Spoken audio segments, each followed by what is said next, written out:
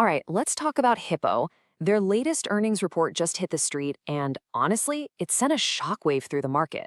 So today, we're going to break down the numbers, walk through their strategy, and look at this one key deal that suggests this might be more than just a good quarter. It could be a real, genuine turnaround.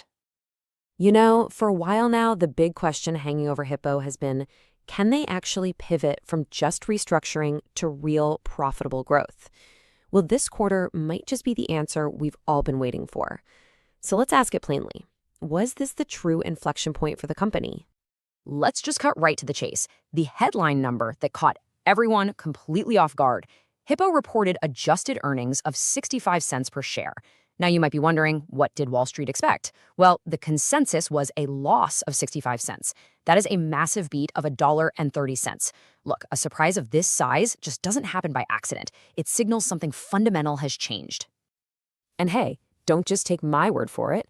The company's leadership feels the same way. CEO Rick McCathon didn't mince words on the call. He called the quarter a pivotal milestone.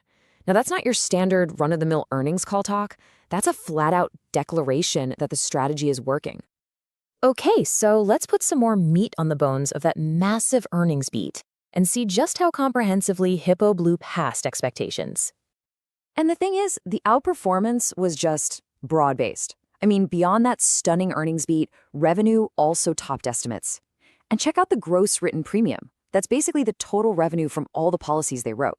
It grew a really solid 16% year over year. So this wasn't just some one-trick pony. The beat was solid right across the board. So how did the market vote on all this? Well, pretty much exactly as you'd expect. The stock shot up and closed the day more than 12% higher. And that tells you something important. Investors looked right past the simple top-line beat and saw that the dramatic improvement in underlying profitability was the real story here. So this leads us to the crucial question, right? How in the world did they pull this off? The headline numbers are fantastic, but the real story, the interesting part, is in the operational changes that actually powered this turnaround. This slide, right here, this is the core of the story, perfectly illustrated. The net loss ratio, which is just a simple way of saying how much they paid out in claims versus how much they brought in from premiums, it absolutely plummeted.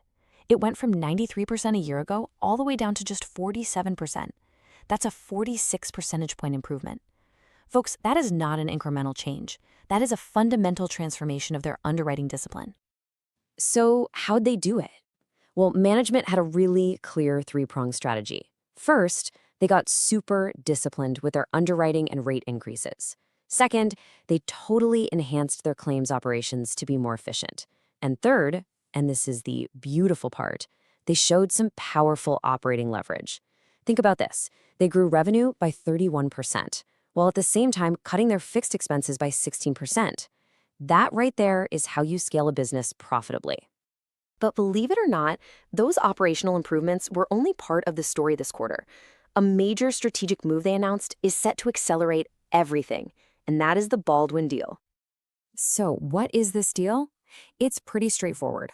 Hippo sold its Homebuilder distribution network to the Baldwin Group's Westwood Agency for a cool $100 million. $75 million of that is cash right in the bank, with the rest coming early next year. This is a huge capital injection and a major strategic repositioning all rolled into one. And the strategic thinking here is just brilliant. It's a trifecta. First, it obviously strengthens their balance sheet. Second, it lets Hippo focus on its higher return core businesses. And third, and this might be the most important part, it actually triples its access to new home closings through Westwood's massive network. So they sold an asset to gain an even larger distribution channel. Really smart. Okay, so with amazing results in the rearview mirror and a freshly fortified balance sheet, management signaled some major confidence for the rest of the year. How? By raising their guidance. Big time. Just take a look at this table. Gross written premium guidance tightened upwards. The full-year net loss ratio now expected to be significantly better, but the real headline here is the GAAP net income. It swung from a guided loss of around $67 million to a guided profit of $37 million at the midpoint. This is the clearest signal you can get that the turnaround is real and, more importantly, sustainable. So what does this all mean for the company and for investors?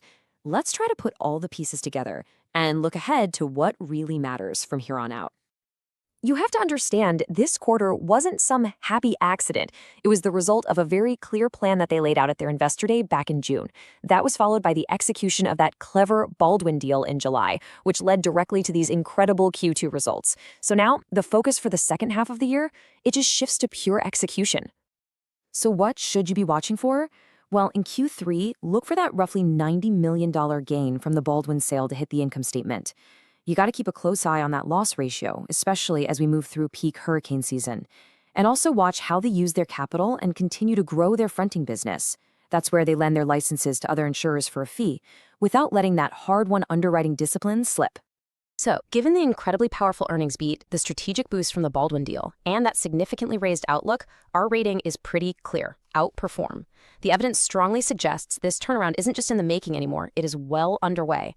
The only question now is, can they maintain this incredible discipline as they start to grow again?